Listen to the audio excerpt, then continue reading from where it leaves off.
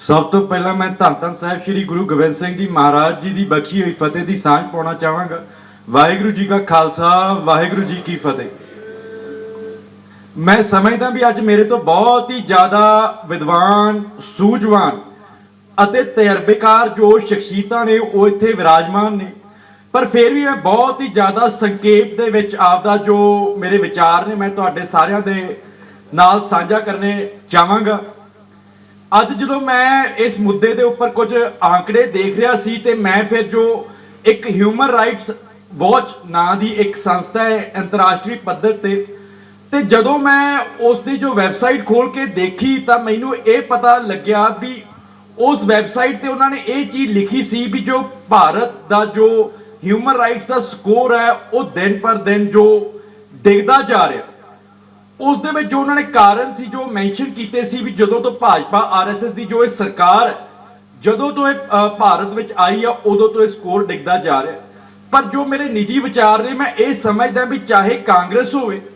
ਜੋ ਇੱਕ ਸੌਫਟ ਹਿੰਦੂਤਵ ਦਾ ਜੋ ਇੱਕ ਪ੍ਰਤੀਕ ਹੈ ਤੇ ਚਾਹੇ जो भाजपा होवे जो एक हार्ड कोर हिंदुत्व का जो एक प्रतीक है वो एको ही जो भारतीय एक इन्हां दी जो आइडियोलॉजी है विचारधारा जो ये है भी जो भी नेशन स्टेट नूं अखंड रखण दे लई चाहे भारतीय नेशन स्टेट नूं किते तक भी जाना पवे किसी हद तक भी जाना पवे वो जावेगी। वो तुहाडे जो अधिकार ने इन्हां दा जो वायलेशन है ह्यूमन राइट्स का वो हुंदा आएगा। यही जो भारतीय जो राष्ट्रवाद है यही इहदी आइडियोलॉजी है जो इस आइडियोलॉजी के अंडर ये चलता है भी किवें जो घट गिनतियां ने माइनॉरिटीज़ ने इन्हां दे सभ्याचार नूं इन्हां दा जो विलक्षणता है उसनूं खत्म कर दिता जाए। क्योंकि जो आप इंसान होंदे आ ना अपनी जो जरूरतां होंदियां ने सिर्फ रोटी पानी अपनी जरूरतां नहीं होंदियां अपनियां सभ्याचारक कल्चरल नीड्स भी होंदियां ने अपनियां आइडियोलॉजिकल अपनियां स्पिरिचुअल अपनियां अध्यात्मक जरूरतां भी होंदियां ने। ते जदों किसी कौम दियां जो सभ्याचारक ते जो अध्यात्मक जरूरतां ने इन्हां नूं खत्म कर दिता जाए तां जो वो कौम है ते जो पंथ है वो अपने आप ही खत्म हो जाता। ते इसे एजेंडे दे उन्हां ने जो एकल राष्ट्रवाद है यूनीक नैशनलिज्म उस दे अंडर काम कर रहे जो तुहाडे सिरां तो पग्गां नूं खत्म कर देना चाहुंदे ने। तुहानूं एक पैन इंडिया हिंदू कल्चर के अंदर मैं समझदा ये मिला देना चाहते जो I extend my full sympathy and solidarity to our brethren from Kashmir, Northeast India, South India, Central India that they are also being discriminated like us in form of illegal confinement, tortures and also constitutional discrimination। पर जो सिख कौम है सिख कौम के नाल जो जे साडे मानव अधिकारां दी जो वायलेशन है अज तो नहीं 18वीं सदी तो होंदी आ रही है। ਜਿਹੜੇ ਮੁਗਲ ਗਵਰਨਰ ਹੁੰਦੇ ਸੀ ਉਦੋਂ ਸਿੱਖ ਕੌਮ ਦੇ ਜਿਹੜੇ ਸਿਰ ਨੇ ਇਹ ਵੱਢ ਕੇ ਜਿਹੜਾ ਲਾਹੌਰ ਦੇ ਕਿਲੇ ਦਾ ਜਿਹੜਾ ਦਿੱਲੀ ਗੇਟ ਹੈ ਉਸ ਦੇ ਉੱਪਰ ਟੰਗਿਆ ਕਰਦੇ ਸਨ। ਤੇ ਉਸ ਤੋਂ ਬਾਅਦ ਜਦੋਂ 1947 ਦੀ ਵੰਡ ਹੋਈ ਨਾ ਤਾਂ ਉਦੋਂ ਜੋ ਇਹ ਨੁਕਸਾਨ ਸਿੱਖ ਕੌਮ ਨੇ ਝੱਲਿਆ ਉਹ ਕਿਸੇ ਹੋਰ ਕੌਮ ਨੇ ਨਹੀਂ ਝੱਲਿਆ। ਜੋ right to property, right to life, right to cultural preservation ਵੀ ਜੋ ਇੱਕ ਮਾਨਵ ਅਧਿਕਾਰ ਨੇ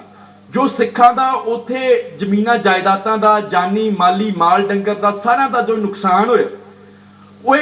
उदों तो इन्हां दियां जो कल्चरल ह्यूमन राइट्स दियां वायलेशनस ने ये चलदियां आ रही ने। उस तो बाद विच जदों सानूं एक सूबा दा असीं एक सूबे दा एक अलग सूबे की मंग की उदों ये जो अलग सूबियां की लैंगुएज के बेस से जो सूबा बनाउण की जो मंग है ये आंध्र प्रदेश चली सी पर उहदे किते भी देखो आपां दंगे नहीं होए। पर जदों एक पंजाब दे एक अलग सूबे की मंग की गई उदों दंगे होए सिखां दे उदों कतल होए राइट्स होए उदों। उस तो बाद 1955 विच भी हरमंदर साहब ते अटैक होया। साडी अणख नूं खत्म कर लई 1984 विच अकाल तख्त साहब नूं ढह ढेरी कर दिता गया। उस तो बाद जो कौम दे मैं समझदा भी ज्ञानात्मक हत्या करन दे लई उन्हां ने तुहाडे सभ्याचार नूं उस लचरता भरी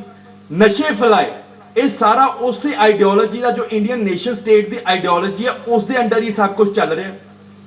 तो अज जो बरगाड़ी विखे होया श्री गुरु ग्रंथ साहब की बेअदबी हुई बाइबल कलां विच सिंह शहीद किए गए जिन्हां दे परिवार भी अज साडे विच मौजूद ने। उस तो बाद देखने वाली ये गल है भी लखीमपुर खेड़ी विच भी जो किसान शहीद होए सिखां नूं टारगेट किया गया ਕਿਸਾਨੀ ਅੰਦੋਲਨ ਵਿੱਚ ਵੀ ਜੋ ਸਿੱਖ ਕੌਮ ਨੂੰ ਜੋ ਵੱਧ ਤੋਂ ਵੱਧ ਸ਼ਹੀਦੀਆਂ ਪਾਈਆਂ ਗਈਆਂ, ਤਾਂ ਆਪਾਂ ਨੂੰ ਇੱਥੋਂ ਇਹੀ ਸਮਝ ਲੱਗਦੀ ਹੈ ਵੀ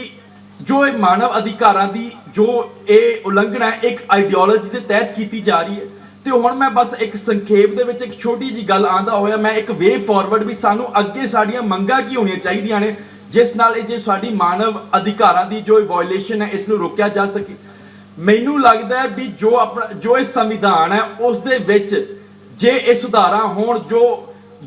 ਜੋ ਮੇਰੀ ਗੱਲ ਹੈ ਇਹ ਅਨੰਦਪੁਰ ਸਾਹਿਬ ਰੈਜ਼ੋਲੂਸ਼ਨ ਤੋਂ ਹੀ ਸ਼ੁਰੂ ਹੁੰਦੀ ਹੈ ਤੇ ਉੱਥੇ ਹੀ ਖਤਮ ਹੁੰਦੀ ਹੈ।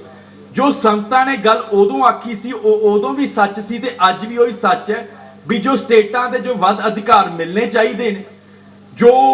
ਸੈਂਟਰ ਦੀ ਜੋ ਸਿਕਿਉਰਿਟੀ ਫੋਰਸਸ ਦੀ ਹਰੇਕ ਸਟੇਟ ਦੇ ਵਿੱਚ ਉਹਨਾਂ ਦੀ ਜੋ ਘੁਸਪੈਠ ਹੈ ਉਸ ਨੂੰ ਘੱਟ ਕਰਨਾ ਚਾਹੀਦਾ, ਜੋ ਨਿਆਂ ਪ੍ਰਣਾਲੀ ਹੈ ਉਸ ਨੂੰ ਸਟੇਟ ਦੇ ਹੱਥ ਵਿੱਚ ਰੱਖਣਾ ਚਾਹੀਦਾ। ਤੇ ਮੈਂ ਇਹ ਵੀ ਕਹਿਣਾ ਚਾਹਾਂਗਾ ਵੀ ਜੋ ਆਪਣੇ ਨੁਮਾਇੰਦੇ ਨੇ, ਚਾਹੇ ਜੋ ਸ਼੍ਰੋਮਣੀ ਗੁਰਦੁਆਰਾ ਪ੍ਰਬੰਧਕ ਕਮੇਟੀ ਹੈ, ਚਾਹੇ ਜੋ ਪੰਜਾਬ ਦੀ ਅਸੈਂਬਲੀ ਹੈ, ਚਾਹੇ ਪਾਰਲੀਮੈਂਟ ਹੈ, ਪਾਰਲੀਮੈਂਟ ਵੀ ਜਿਵੇਂ ਅਮਰੀਕਨ ਕਨਸਟੀਟਿਊਸ਼ਨ ਵਾਂਗ ਜਿਵੇਂ ਉਹਨਾਂ ਦੇ ਵਿੱਚ ਜੋ ਪੋਪੂਲੇਸ਼ਨ ਦੇ ਬੇਸ ਤੇ ਨਹੀਂ,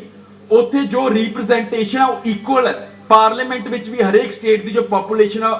ਇਕੁਅਲ ਰਿਪਰੈਜ਼ੈਂਟੇਸ਼ਨ ਹੋਣੀ ਚਾਹੀਦੀ ਹੈ। ਅਸੀਂ ਆਪਦੇ ਖੇਤਾਂ ਦੇ ਵਿੱਚ ਇੱਕ ਦੋ ਮੋਟਰਾਂ ਲਵਾਉਣ ਖਾਤਰ ਜਿਹੜੇ ਹੀ ਸਾਡੇ ਕੌਮ ਦੇ ਪੰਥ ਦੇ ਗਦਾਰ ਲੀਡਰ ਨੇ ਉਹਨਾਂ ਦੇ ਪੈਰਾਂ ਤੇ ਜਾ ਕੇ ਆਪਦੀ ਪੱਗ ਧਰ ਦਿੰਦੇ